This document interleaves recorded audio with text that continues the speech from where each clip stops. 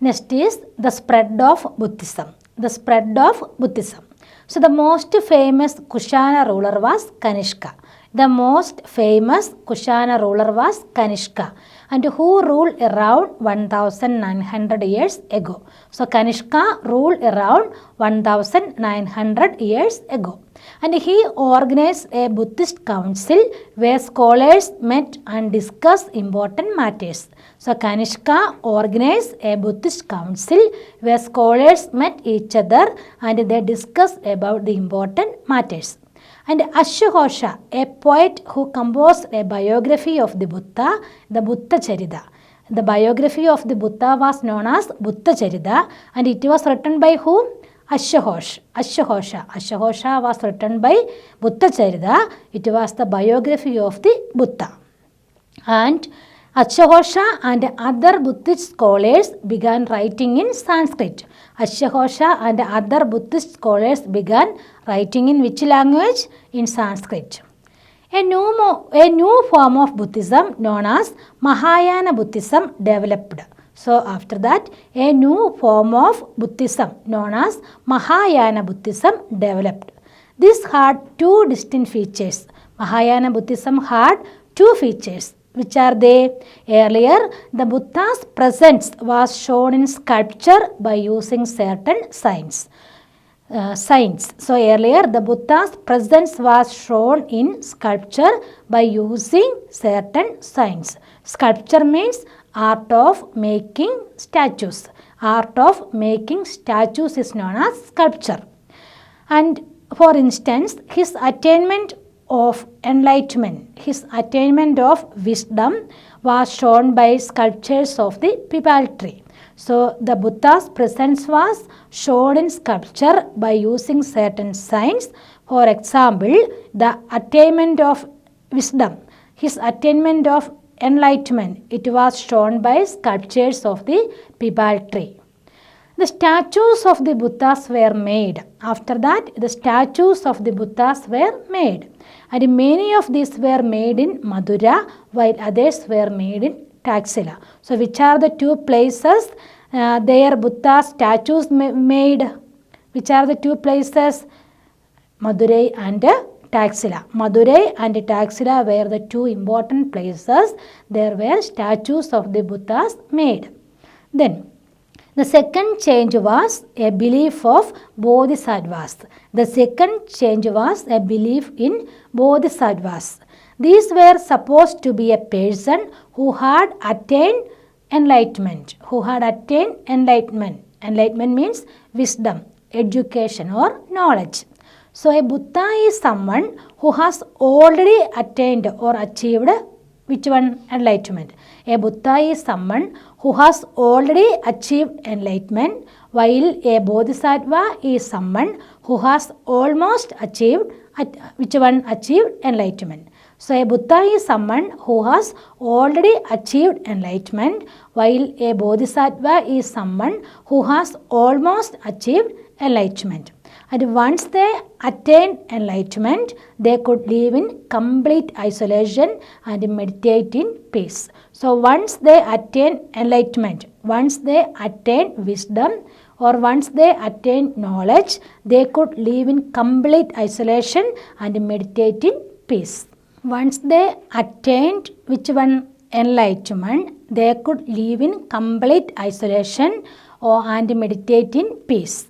But instead of doing that, what they do? They remain in the world to teach and help other people. So the Bodhisattvas, what they do? They remain in the world to teach and help other people. So the worship of Bodhisattvas became very popular and spread throughout Central Asia, China, and later to Korea and Japan. So Buddhism also spread to western and southern India, where dozens of caves were hollowed out of hills for monks to live in. So Buddhism also spread to southern part of India, and dozens of caves were hollowed out of hills for monks to live in. Monks means the member of the religious people. Some of these caves were made on the orders of the king or queen and some others by the orders of merchants and farmers. So some of these caves were made on the orders of king and queens and others by by merchants and farmers. So these were often located near paths through the Western Ghats. And roads connecting prosperous port on the coast with the cities. So in the Deccan, through these passes, traders probably halted in these monasteries during their travels. So traders probably halted these caves or these monasteries during their travels. Then Buddhism also spread southeastwards. Buddhism also spread southeastwards. And which are the countries? To Sri Lanka, Myanmar, Thailand and parts of Southeast Asia including Indonesia. And the older form of Buddhism known as Theravada Buddhism was more popular in these areas. And which was the older form of Buddhism? Theravada. And Theravada means teaching of the elders. Teaching of the elders. And the older form of Buddhism known as Theravada Buddhism was more popular in these areas. Next is the quest of the pilgrims. The quest of the pilgrims. So pilgrims are men and women who undertake journeys to holy places in order to offer worship. The pilgrims are men and women who undertake journeys to holy places in order to offer worship. So as traders journeyed to distant lands in caravans and ships, pilgrims often traveled with them. So as traders journeyed to distant lands in caravans and ships, pilgrims also joined with them. Pilgrims often traveled with them.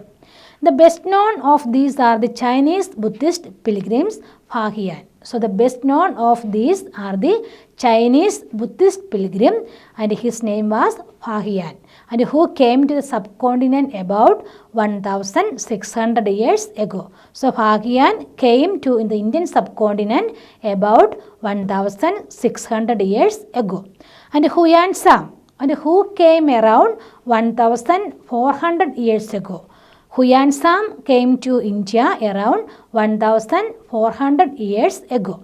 And I King, and who came about 50 years after Huyansang. And I King, who came about 50 years after Huyansang. So firstly, which one? Fahian. Fahian was the Chinese Buddhist pilgrim. Chinese Buddhist pilgrim. After the Fahian, which one? Huyansang. Huyansang. And after that, I King. And they came to visit places associated with the life of the Buddha as well as famous monasteries. For what they came here? They came to visit places associated with the life of the Buddha and as well as the famous monasteries. What is meant by monasteries? Building occupied by a community of monks. Building occupied by a community of monks is known as monasteries. Then each of these pilgrims left an account of his journey, and each of these pilgrims wrote about India, and they wrote of the dangers they encountered on their travels, which often took years, of the countries and the monasteries that they visited and the books they carried back with them. So the visitors, the pilgrims, they wrote about India, their experiences in India. They wrote about India in their books. Huyansang, who took the land route back to China, carried back with him statues of the Buddha made of gold, silver and sandalwood and over 600 manuscripts loaded on the backs of 20 horses. So Huyansang, who took the land route back to China, which were the things he took to China, and which one? Statues of the Buddhas made of gold, silver and sandalwood and over 600 manuscript, and all these things loaded on the backs of 20 horses. And over 50 manuscripts were lost when the boat on which he was cruising the Indus capsized. Capsized means overturned in the water. Overturned in the water. He spent the rest of his life translating the remaining manuscripts from Sanskrit into Chinese. So Huansang, who took the land route back to China, carried back with statues of the Buddha made of gold and silver and sandalwood. Gold, silver and sandalwood. And he took over 600 manuscripts, and these were loaded on the backs of 20 horses. And over 50 manuscripts were lost when the boat on which he was crossing the Indus capsized. That means overturned in the water. And he spent the rest of his life translating the remaining manuscript from Sanskrit into Chinese. Indian manuscripts and all mainly in the Sanskrit language. So he spent the balance his life, the rest of his life, for translating the remaining manuscripts from Sanskrit to Chinese. So next is Nalanda.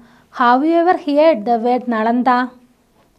Nalanda, it actually the most famous Buddhist monastery. The most famous Buddhist monastery was known as Nalanda, a unique center of Buddhist learning. A unique center of Buddhist learning.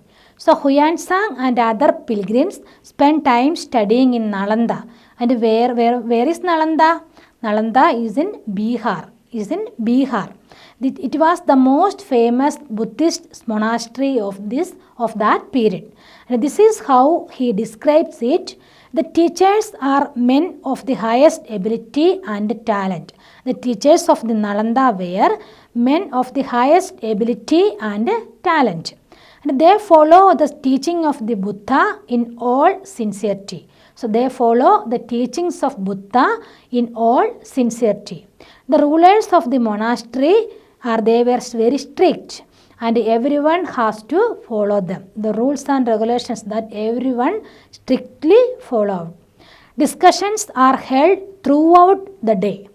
So in the Nalanda, discussions are held throughout the day.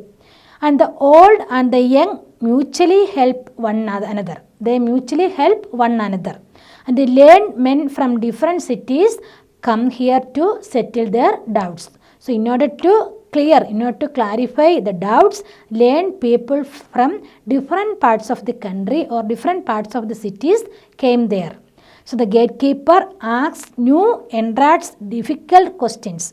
The gatekeeper or the security asks new questions to whom? To the persons or group that enters. Entrant means person or group that enters.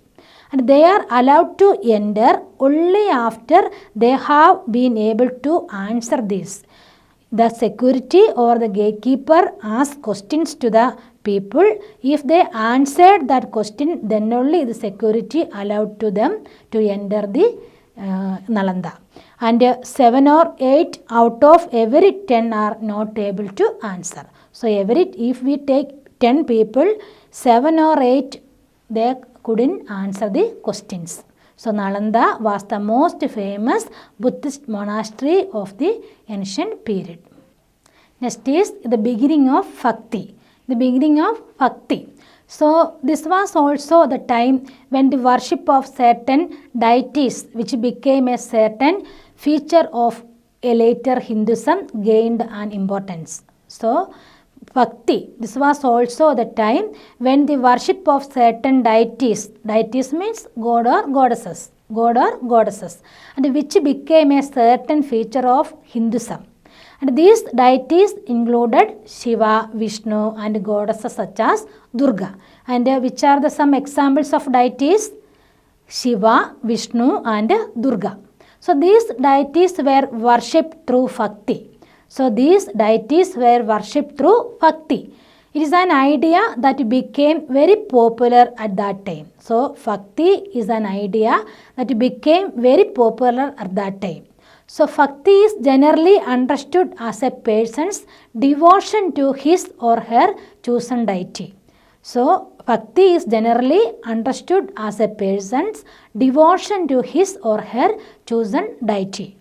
Anybody, whether rich or poor, belong to the so-called high or low caste, man or woman, could follow the path of Bhakti. So without considering caste, creed or anything, one could follow the path of bhakti. So bhakti is generally understood as a person's devotion to his or her chosen deity. And anybody, whether rich or poor, and so-called high or low caste, man or woman, without any caste or creed or anything, one could follow the path of bhakti.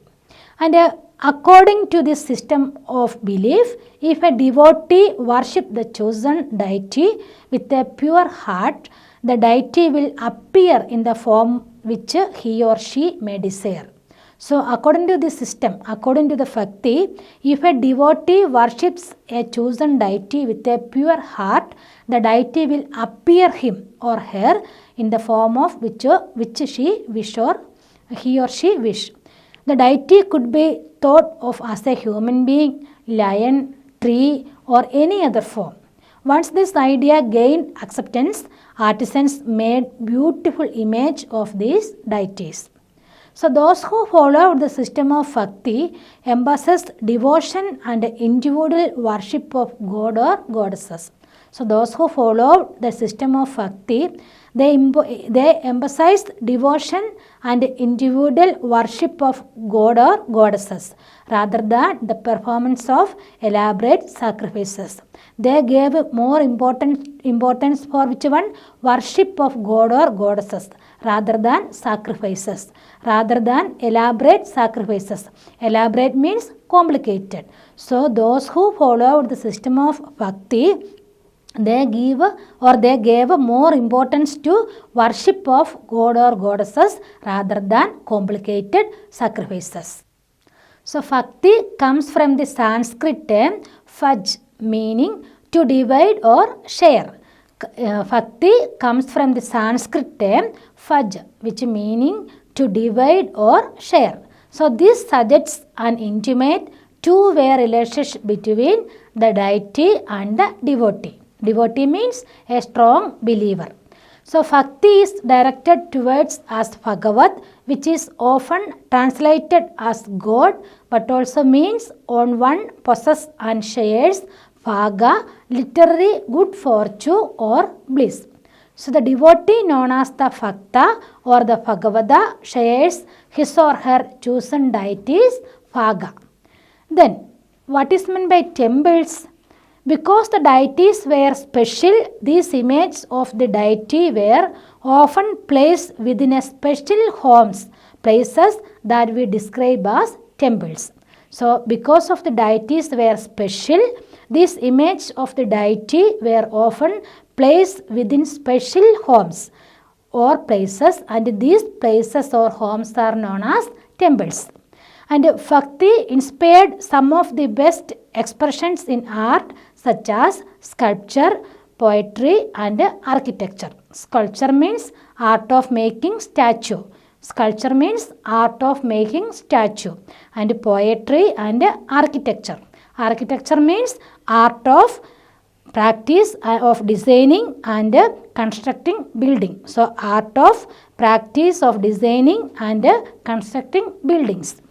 Then what is meant by Hindu? Hindu, Christians, Muslims, we all hear these words. What is meant by Hindu? The word Hindu, like the term India, is derived from the river Indus. Indus river, Sindh river.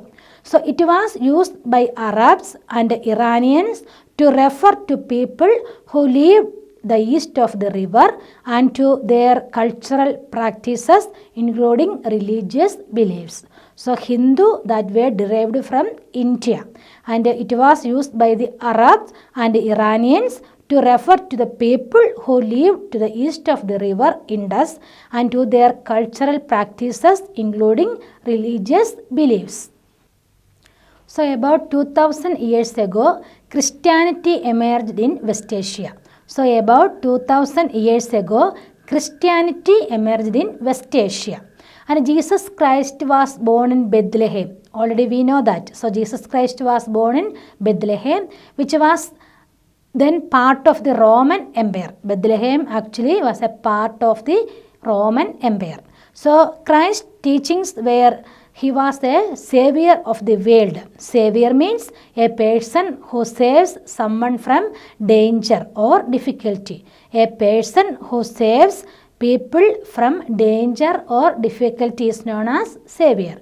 So Christ's teachings were that he was the savior of the world. So he also taught people to treat others with love and trust others just as they themselves wanted to be treated. So he also Christ also teach or taught people to treat others with love and trust others just as they themselves wanted to be treated. So Christ's teachings appealed to ordinary people and spread through West Asia, Africa and Europe. So Christ's teachings appealed to ordinary people and spread through West Asia, Africa and Europe. So the first Christian preachers came from West Asia. The first Christian preachers came from where? West Asia. Preachers means one who preach. And the west coast of the subcontinent within 100 years of Christ's death.